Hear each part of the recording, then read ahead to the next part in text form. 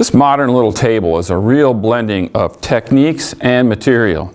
It's primarily machined with a CNC router using these Freud CNC router bits, but there's also some good old-fashioned woodworking, gluing up the solid hardwood tabletop and shaping it to size, for example. Hi, I'm Rob Johnstone from Woodworkers Journal magazine. I made this fun little piece and I learned a lot of things while I was doing that, so I'd like to share some of that with you. We get started by making the legs from 1/2-inch Baltic birch plywood. There's 19 of these leg components, so let's get busy. With all of the machining efforts, you start at the center of the board that you're using. There are two basic leg components, the upper and lower legs, that make up this table. Both start out with a 1/4-inch spiral bit in the CNC machine, boring 3/8 diameter holes.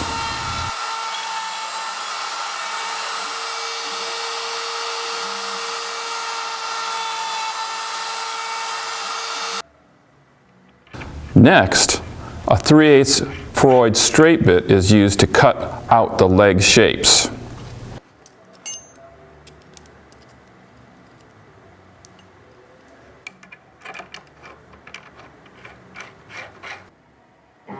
With each new operation, it's important to set the X, Y, and Z axes.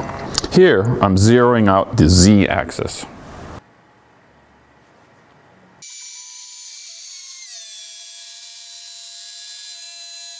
Each 24 by 24 inch panel will produce 5 leg components.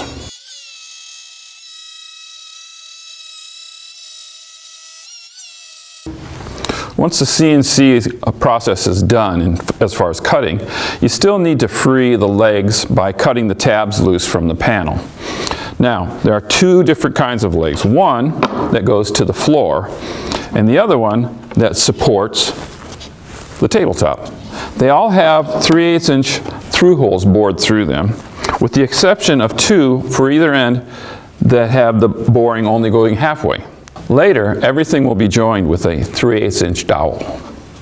Now, speaking of those 3/8 dowels, here's a trick I found out of necessity. Sometimes the dowels are actually a little oversized for what you need, and you need to sand them down. So what I did was chuck it into my 3/8 inch drill driver, and then just sand down the diameter along the whole piece. Then, test, see how it fits.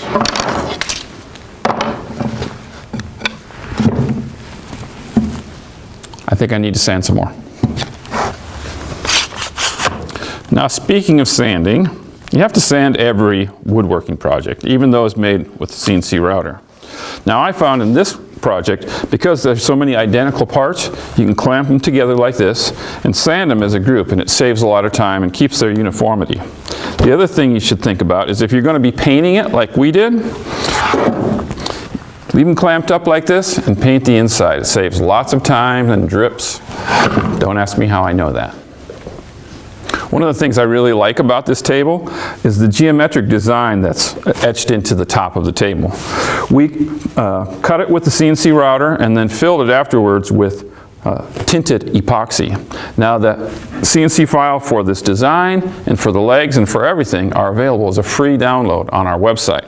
So, let's see this thing being engraved. Here, we switch back to the 1/4 inch spiral bit again to engrave the pattern on the tabletop. Once again, I marked the center of the board. Then I located the bit at the center point to start. We found by trial and error, for example, what you're seeing here, that it would be better to have a finish on the surface of the tabletop and to use a very sharp bit that keeps tear out of the pattern to a minimum.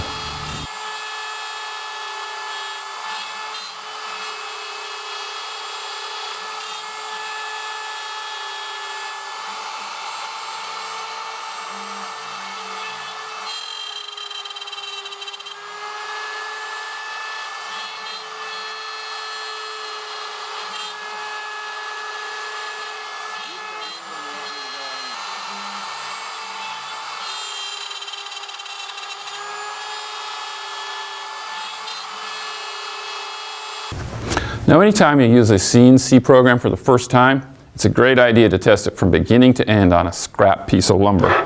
Here's our test piece for the top. It's 1/2-inch plywood. We not only tested the CNC programming, but then we went ahead and tested our system for filling the openings with tinted epoxy. We learned a couple of things about the epoxy process. First, we learned that we needed to seal the inside of the surface grooves to keep the epoxy from bleeding into the wood fibers. Second, we used a fairly thin mirror coat epoxy colored with aniline dye.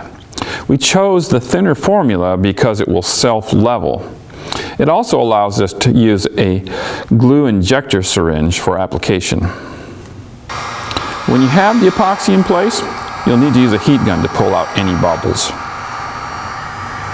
Once the epoxy is cured, which will take at least overnight, then use a card scraper or a sander to level it to the surface.